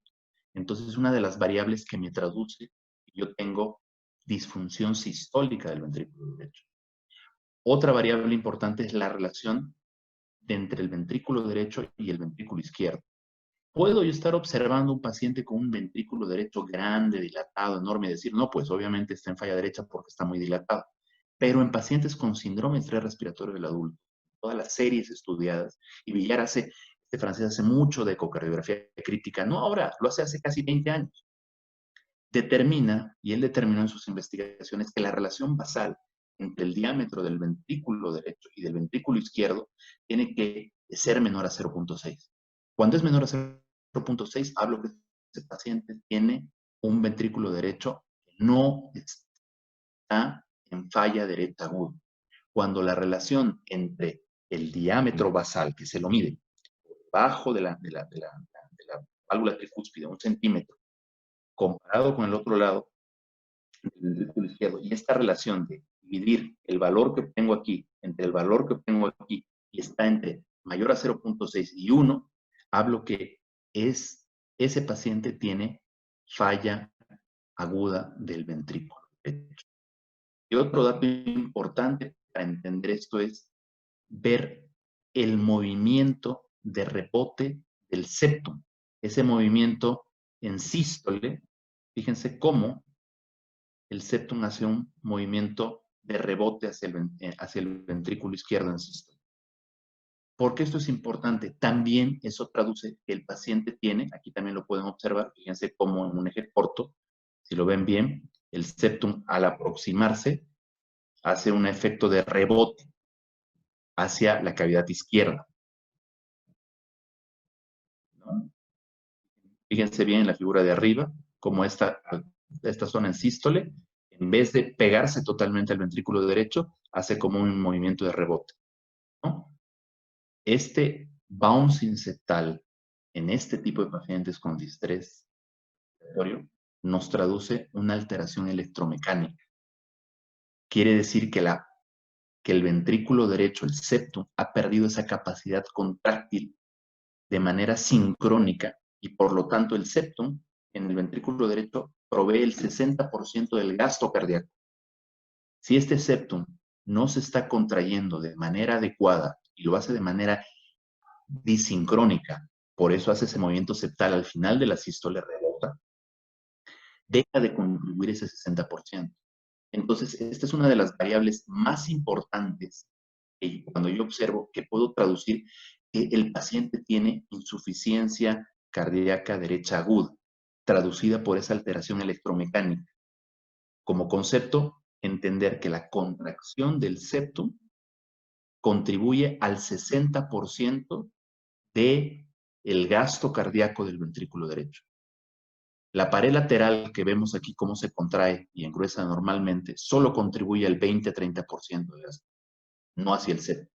Entonces el septum al no tener esa contracción adecuada y hacer ese rebote disincrónico nos traduce que este paciente tiene un bajo gasto derecho y por lo tanto este paciente tiene una insuficiencia cardíaca derecha aguda. Entonces sumando estas variables, fíjense, no estoy midiendo los diámetros del ventrículo derecho, ¿sí? No estoy midiendo a la aurícula derecha. Simplemente estoy observando ese movimiento. Estoy viendo que mi relación entre BI y BD es más grande el BD que el BI y que esa fracción de acortamiento está disminuida y que lo puedo realizar con POCUS o con mediciones después de haber realizado esto, ya me traduce que ese paciente tiene alteraciones en la función del ventrículo derecho y tiene falla, insuficiencia cardíaca derecha aguda. ¿Qué hago con este paciente? Obviamente tengo que darle soporte inotrópico, ¿no? Por ejemplo, dobutamina, que es para falla derecha, ver la respuesta a eso, ¿no? No es lo mismo que, por ejemplo, yo tenga un paciente con síndrome de estrés respiratorio por COVID que decida yo escalarlo a una asistencia ventricular, escalarlo a un soporte como el ECMO veno-venoso, ¿no? Si es que yo le voy a ofrecer ECMO veno-venoso y ya tengo falla del ventrículo derecho, obviamente este paciente no va a mejorar y tendremos que cambiar a un ECMO veno-arterial venoso en el transcurso de la asistencia con ECMO veno-venoso. Entonces, si yo ya tengo esta alteración del principio, puedo ofrecerle un ECMO veno-arterial a este paciente como soporte circulatorio y como soporte respiratorio. Entonces, me ayuda en la toma de decisiones. No olvidemos que el 25% de los pacientes ya con síndrome de estrés respiratorio agudo por otras causas presentan insuficiencia cardíaca derecha aguda. Entonces, esto que les estoy mostrando habla de insuficiencia cardíaca derecha aguda que necesita una toma de conducta. Necesita que yo esté no pasando mucho volumen, porque incremento la precarga y voy a incrementar la interdependencia ventricular, este movimiento que se está viendo ahí, y generaré mucho más falla derecha. Entonces, es una herramienta, la ecocardiografía crítica dirigida, es una herramienta que me ayuda a tomar una decisión correcta con este tipo de paciente. Este trabajo realizado por Boursier ya en el año 2013, es un trabajo muy interesante que concluye algo. Son pacientes que tenían fracción de acortamiento normal, que no tenían interdependencia ventricular. Son pacientes que no tenían otros datos de falla del ventrículo derecho, pero que la relación entre el ventrículo derecho y ventrículo izquierdo, ¿no? Eran pacientes que estaban ventilados de manera protectora en el síndrome de estrés respiratorio, sin ninguna alteración hemodinámica, y se les midió la relación BI-BD basal. Se encontró que algunos de estos pacientes que tenían la relación BD-BI mayor a 0.6 y entre 1, en el seguimiento, casi 49% de estos pacientes presentaron cor pulmonar, insuficiencia cardíaca derecha. Entonces, es importante entender que esta variable de la relación BI-BD me puede predecir qué paciente va a tener falla, insuficiencia cardíaca derecha aguda. En ningún momento hasta ahora les mencioné que estoy midiendo la presión sistólica de la arteria pulmonar, que estoy midiendo la velocidad de la insuficiencia tricuspidia, porque esto es, yo tengo que tomar una conducta con los valores que estoy encontrando. En los trabajos presentados por Viñar y demás, se encontró que la presión sistólica de la arteria pulmonar no tiene relación directa con el desarrollo de la falla del ventrículo derecho en pacientes con síndrome de estrés respiratorio del adulto. Entonces, en la ultrasonografía dirigida, en un paciente que tengo alteraciones hemodinámicas, voy al ventrículo izquierdo y veo un ventrículo izquierdo de contracción normal, de cavidades normales, inmediatamente me voy a valorar el ventrículo derecho y valoraré esos parámetros del ventrículo derecho, que inclusive lo puedo hacer de manera visual, como les mencioné. Si encuentro los datos que les mencioné, ya estoy hablando que la alteración hemodinámica de este paciente es en el contexto de la insuficiencia cardíaca derecha aguda, que lo estoy diagnosticando a través del POCUS y que tomaré una conducta terapéutica en base a eso. Muy aparte de valorar la interdependencia ventricular, ventilación mecánica y el COVID con el estrés respiratorio y la falla derecha, esta patología es muy trombogénica. Fíjense cómo esta es una serie de pacientes en la terapia intensiva, presentaron complicaciones trombóticas, ¿no? En un seguimiento de días, se encontró de todos los episodios trombóticos que presentaron, de todas las complicaciones trombóticas, 81% fueron tromboembolia pulmonar. Fueron por tromboembolia pulmonar. Mi valoración para determinar si yo tengo tromboembolia pulmonar. Entonces, fíjense, yo tengo un paciente en la terapia intensiva que empieza a hacer alteraciones hemodinámicas. El ventrículo izquierdo lo veo, un ventrículo bonito, un ventrículo izquierdo, inclusive las paredes, miren cómo colapsan. Fíjense cómo este ventrículo derecho, la punta del ventrículo derecho, ese es el signo de McConnell, tiene un movimiento hiperddinámico. No quiere decir que se esté contrayendo más el ápice del ventrículo derecho, sino que por el fenómeno de tethering o de tracción, el ventrículo izquierdo lo tracciona y de tal manera da a parecer de que se está dando ese fenómeno de hipercontractilidad. Y fíjense cómo la parte media y basal está cinética del ventrículo. Obviamente la relación entre el ventrículo derecho y ventrículo izquierdo es mayor. Fíjense cómo también en este momento, al momento de contraerse, hace un rebote el septum, lo que me habla de interdependencia ventricular. Entonces, aquí yo puedo estar observando que tengo el famoso signo de McConnell. El signo de McConnell tiene una sensibilidad del 94-96%. Si yo tengo un score pretest alto para tromboembolia pulmonar y tengo signo de McConnell, me traduce a una tromboembolia pulmonar masiva. En las series de autopsias que se han realizado en los pacientes con COVID, se ha visto que la localización, sobre todo, es en ambas en ambas ramas de las arterias pulmonares, de manera proximal. Traduce de que probablemente son por eventos de tromboembolismo, son eventos de tromboembólicos distales, migran hasta ahí, ¿no? Obviamente el signo de McConnell lo puedo tener presente en pacientes con hipertensión pulmonar o con infarto del ventrículo. También hablamos de que tenemos una variable que se llama TAPSE, que podemos medirla. Esta TAPSE cuando está disminuida, ¿no? Cuando la TAPSE es menor a 15, cuando la mido, ¿qué es TAPSE? Es el desplazamiento del anillo tricuspidio durante la sístole hacia el ápice. Cuando pongo un modo M, valoro esto y me traduce que yo tengo un menos al 15%, tengo una especificidad hasta del 100% para yo hablar de que estoy ante un evento de tromboembolia pulmonar aguda. Sumado al signo de McConnell, también es importante, y esto ya no lo puedo realizar a través de POCUS, necesitaré una máquina de ecocardiografía de mucho mayor, con parámetros más avanzados. Fíjense cómo yo puedo realizar un eje corto para externar. Yo tengo la válvula pulmonar, tengo el tracto de salida, y lo que yo mido a través de la válvula pulmonar es el tiempo de aceleración del tiempo de aceleración que existe desde que inicia la contracción hasta el máximo de expulsión. No olvidemos que las resistencias vasculares pulmonares son menores a 200 dinas por segundo por centímetro a la menos 5 en los pacientes normales, sanos. Cuando yo tengo incremento de estas relaciones pulmonares, obviamente por todos los fenómenos, por la afección del COVID a nivel respiratorio, o también la puedo tener en caso de una tromboembolia pulmonar aguda. Este paciente no tenía alteraciones hemodinámicas y de repente presenta súbitamente.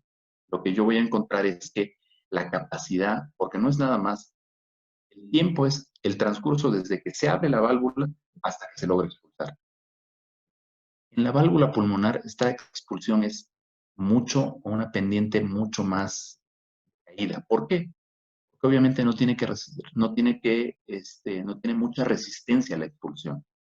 Entonces, cuando este tiempo se vuelve más corto es porque tiene que tratar de meter la mayor cantidad de volumen en el menor tiempo posible porque hay una obstrucción, hay algo que está impidiendo eso. Entonces, eso nos traduce la tromboembolia pulmonar. Y la otra regla es de que la presión sistólica de la arteria pulmonar sea menor a 60. La presión sistólica de la arteria pulmonar yo la calculo midiendo el flujo de la insuficiencia tricuspidia, ¿no? Que la transformo a través de una fórmula que es 4 por la velocidad máxima al cuadrado, más cómo está la colapsabilidad de la vena cava y la presión auricular, y me da menor a 60. Entonces, la regla de que el tiempo de aceleración sea menor a 60 y que el tiempo de la presión sistólica de la arteria pulmonar es menor a 60, me traduce que estoy ante un fenómeno de tromboembolia pulmonar aguda.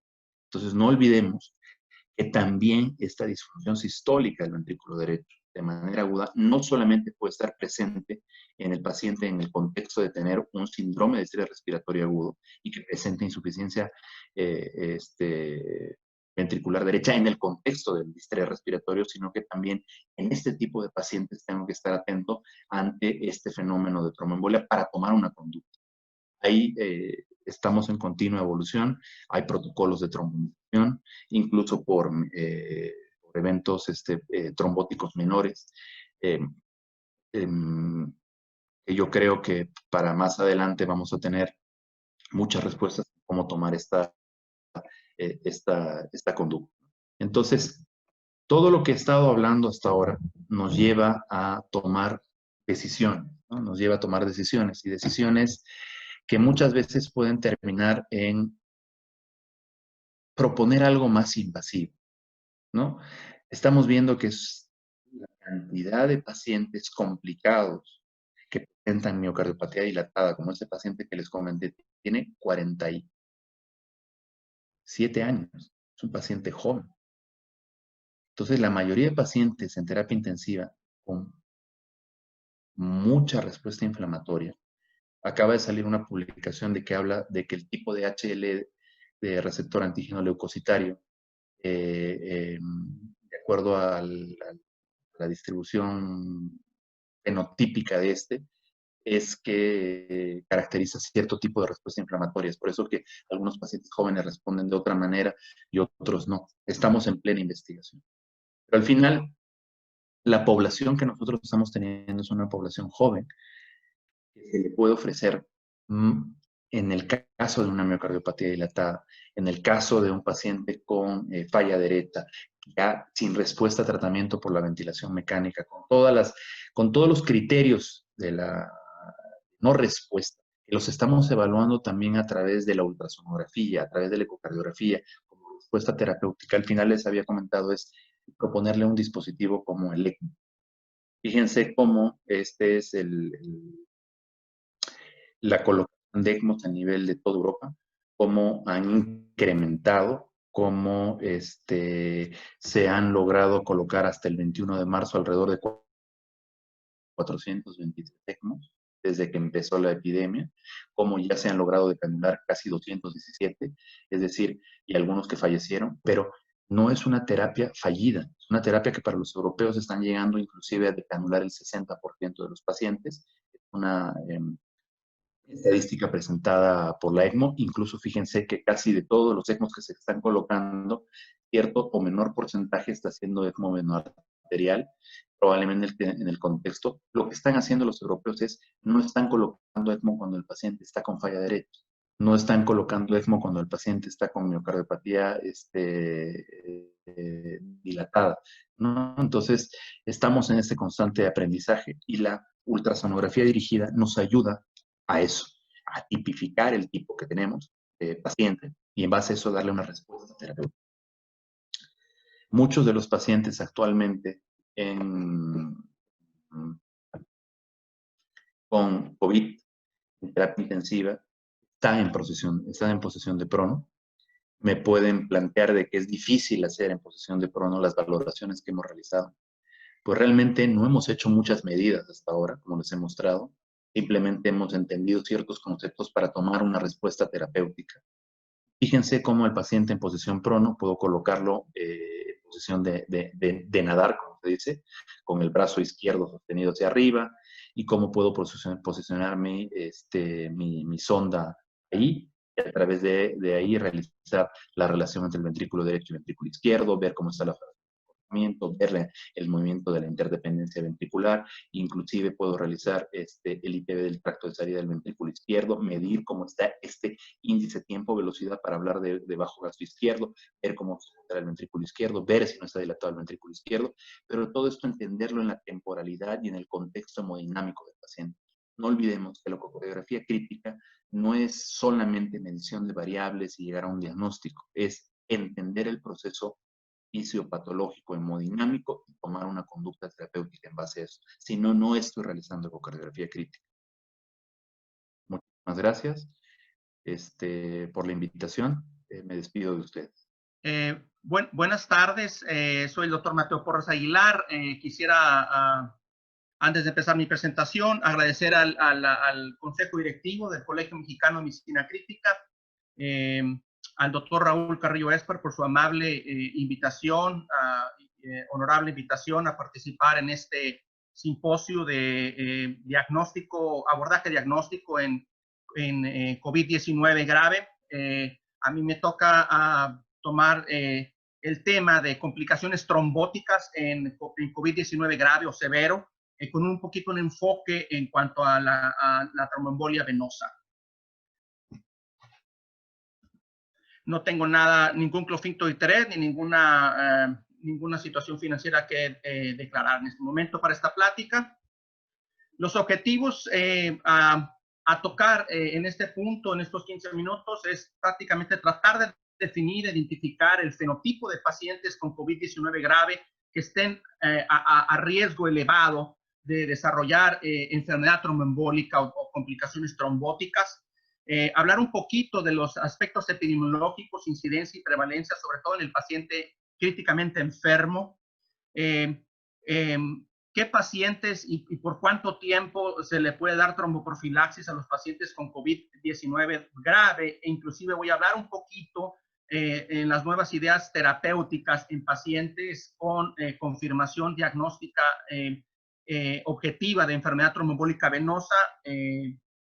Y por último, un poquito de perspectivas futuras, ya que es una enfermedad en la que todo el mundo estamos aprendiendo día a día y cada día sale evidencia científica nueva al respecto. Describir un poquito las herramientas terapéuticas que tenemos a la mano para COVID-19.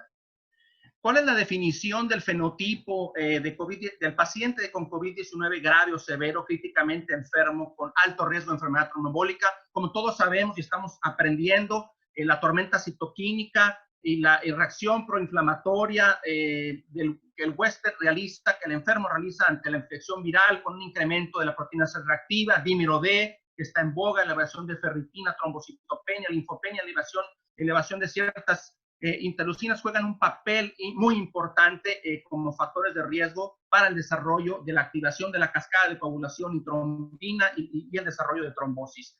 Vamos a hablar de aspectos muy importantes que la Sociedad Internacional de Trombosis y Hemostasia ha definido últimamente sobre la coagulopatía inducida por sepsis y la importancia que tiene esto atrás para el desarrollo de complicaciones tromboembólicas y de coagulación intravascular diseminada, que va a ser clave para tratar de identificar a los pacientes con enfermedad tromboembólica en el futuro o a su inicio, al ingreso al hospital. Obviamente, el paciente críticamente enfermo es un paciente muy especial que tiene un riesgo elevado característico para desarrollar enfermedad tromboembolia venosa intrahospitalaria, sobre todo en los pacientes en las primeras 48 horas y cuando no se le realiza tromboprofilaxis a la admisión al hospital.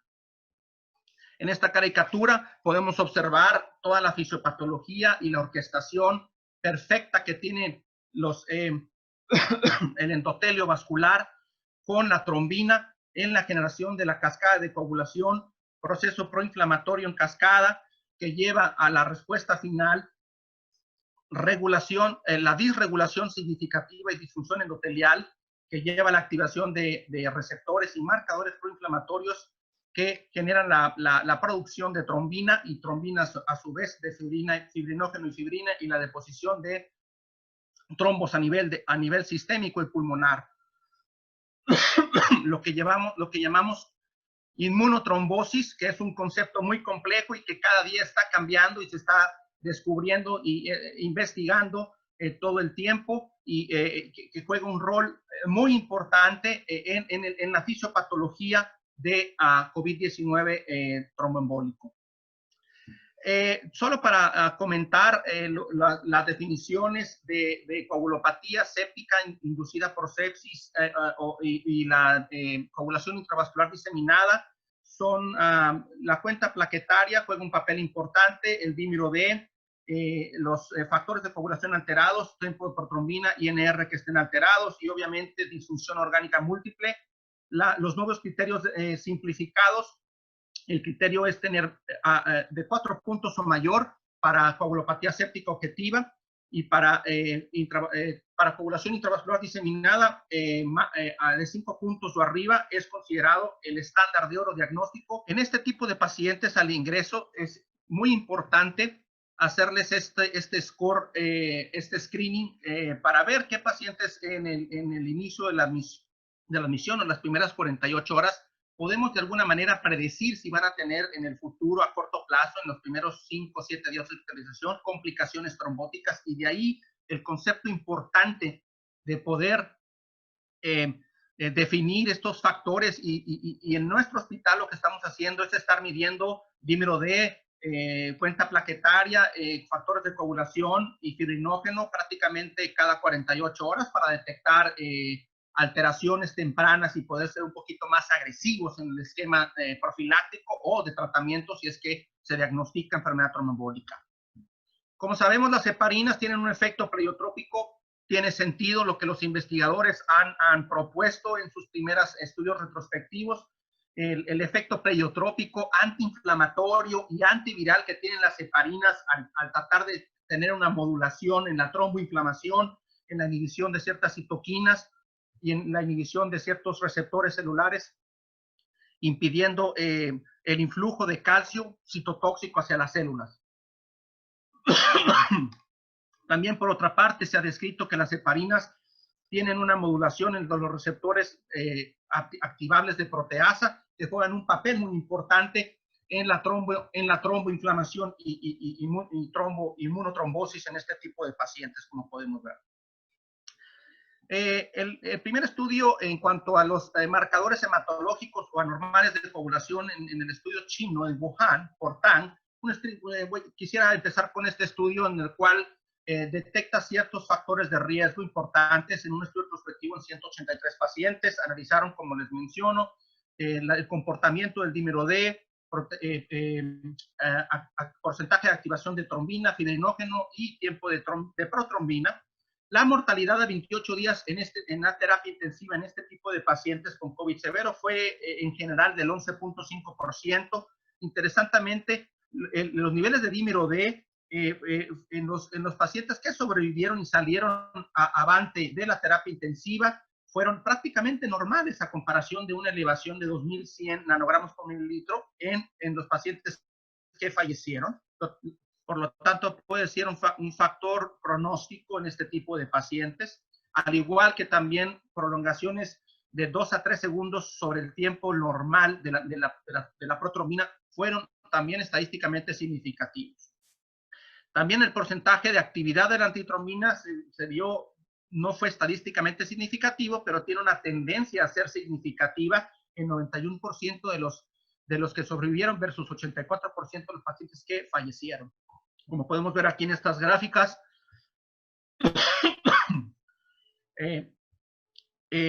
realmente se ve en el tiempo de hospitalización en los primeros 7 días cómo el dímero D empieza a incrementarse en los pacientes que fallecieron. De repente, hacia el día 5 o el día 7 hay un disparo significativo. También en los productos de degradación de fibrina. Y el tiempo de protrombina a partir de entre el día 4 y 7 de hospitalización es cuando se empiezan a ver este tipo de anormalidades un poquito bien, muy sutiles en ese aspecto. Y importante también comentar que el fibrinógeno puede estar elevado o disminuido en estos pacientes. Si se dan cuenta, en los primeros 7 días o 10 días de hospitalización, el fibrinógeno normalmente se mantiene elevado y cuando el paciente empieza a deteriorarse, ya hay una disminución significativa del fibrinógeno y tienden a desarrollar desde coagulopatía séptica, brincan a coagulación intravascular diseminada franca. Y eso es un aspecto muy importante que ellos observaron. Como ya les había mencionado, son patrones de comportamiento que se han estado observando de manera más consistente y veremos en otros estudios si esto va a ser consistente a lo largo de los siguientes semanas o meses en cuanto salga más literatura. Aquí los investigadores trataron de brindar una pregunta importante: ¿cuál es el rol de la heparina profiláctica para mejorar la sobrevida de este tipo de pacientes? En un análisis retrospectivo por el mismo grupo de Tang en Wuhan, 449 pacientes evaluaron el rol de la tromboprofilaxis y la mortalidad a corto plazo. En 99 pacientes recibieron heparina no fraccionada o heparina de bajo peso molecular por lo menos de 7 días o más, y con un criterio de coagulopatía séptica igual o arriba de 4 puntos. La mortalidad a 28 días se observó en 40% de los pacientes que les dieron heparina versus 64.2% de mortalidad de pacientes que no recibieron heparina. Interesantemente observaron que el disparo del dímero D 6 veces arriba de los límites normales, arriba de 500, más o menos en el rango de los 5,000 o arriba de 4,000, fue algo muy consistente que se observó y que se correlaciona con la mortalidad a corto plazo en este tipo de pacientes. 52.5% en los que no recibieron heparina contra 32% de los que recibieron heparina. Y aquí lo podemos ver, cómo a partir de los 2,000 a 3,000 ya empieza a ver, se separa una diferencia en cuanto a la mortalidad en pacientes que sostuvieron niveles elevados de dímero D. Por lo tanto, concluyeron que probablemente el rol de las heparinas profilácticas, ellos usaron enoxaparina 40 miligramos o heparina no fraccionada 5,000 unidades cada 8 a 12 horas, pudieran tener o jugar un papel importante en la reducción de la mortalidad a corto plazo en este tipo de pacientes. Claro, las limitaciones del estudio retrospectivo, el sistema de salud colapsado y la disminución de recursos fue una limitante muy importante y que no es un estudio randomizado. Dentro de los eventos ya trombóticos como tal, Klock y colaboradores hicieron un estudio en tres instituciones en Holanda, 184 pacientes. El objetivo de la evaluación franca, 28 días de eventos tromboembólicos. La mortalidad fue del 13%. 12% de pacientes fueron dados de alta en este tiempo del estudio.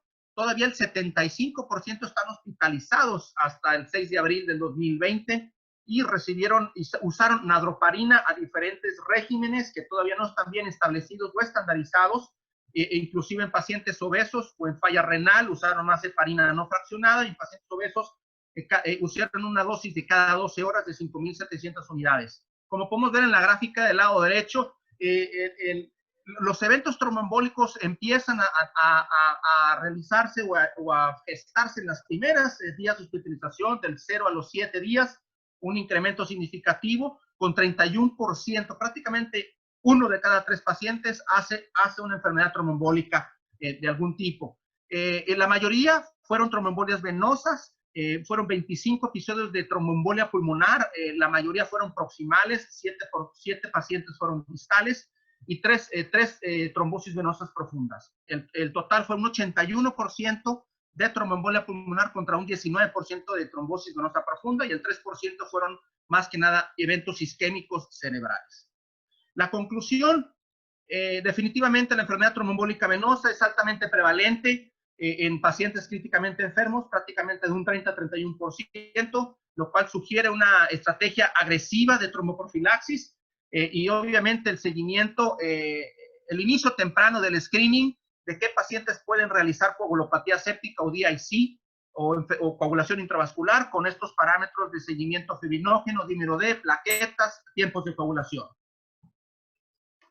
Las recomendaciones de la American Society of Hematology para tromboprofilaxis son el uso obviamente de heparinas de bajo peso molecular y o fundaparinox en pacientes que tienen un antecedente de trombocitopenia inducida por heparina, es lo recomendable. En pacientes con falla renal, obesidad, realmente no hay algo, no hay estudios bien sólidos al respecto, pero se pueden hacer combinaciones interesantes al respecto. Y obviamente si hay una contraindicación absoluta de usar tromboprofilaxis, usar parámetros o recursos mecánicos como las medias neumáticas de compresión.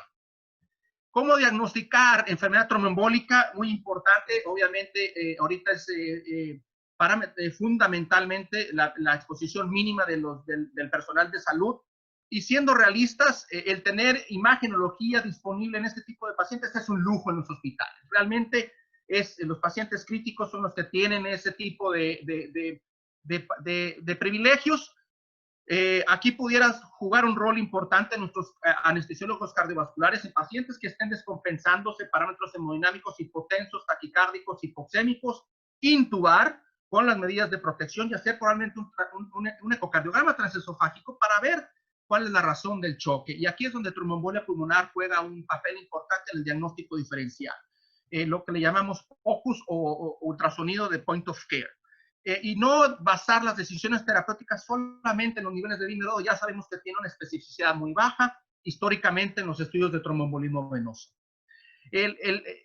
Una vez que hayamos identificado tromboembolia pulmonar o venosa objetiva, el tratamiento, la duración del tratamiento tiene que ser por 3 meses, ya que es una enfermedad tromboembólica provocada. ¿Cuál es el rol de la trombolisis en este tipo de pacientes? Yo soy un poquito escéptico, hay que tener mucho cuidado. Sabemos que estos pacientes con síndrome de distrés respiratorio pulmonar hacen trombosis in situ y algunos por ahí casos reportados. El grupo de Colorado reportó 3 casos con el uso, mejoración de oxigenación, con el uso de trombolisis a dosis bajas con anteplasia 50 miligramos totales en 24 horas. Sin embargo, eso es un área que está todavía bastante por explorar y yo creo que no hay que tener mucho cuidado, sobre todo en los riesgos de sangrados mayores en los pacientes. ¿Cuáles son las perspectivas futuras ya para finalizar? Probablemente generar escalas de predicción, probablemente de predicción qué pacientes pueden desarrollar eventos tromboembólicos venosos, algo similar al score de Wells, simplificado, modificado, pero en este tipo de pacientes en base a parámetros hematológicos y en parámetros de dímero D y obviamente en la historia clínica es importante. Aquí en Canadá está por iniciarse un estudio randomizado, aleatorizado, doble ciego, con diferentes regímenes de heparina. Eso probablemente se va a aprobar en las siguientes semanas. ¿Qué va a pasar con los pacientes que ya vienen previamente anticoagulados por algún otro tipo de indicación? Fibrilación auricular. ¿Cuál es el rol de los anticoagulantes orales directos? Eso es algo que también tiene que investigarse y ver a futuro.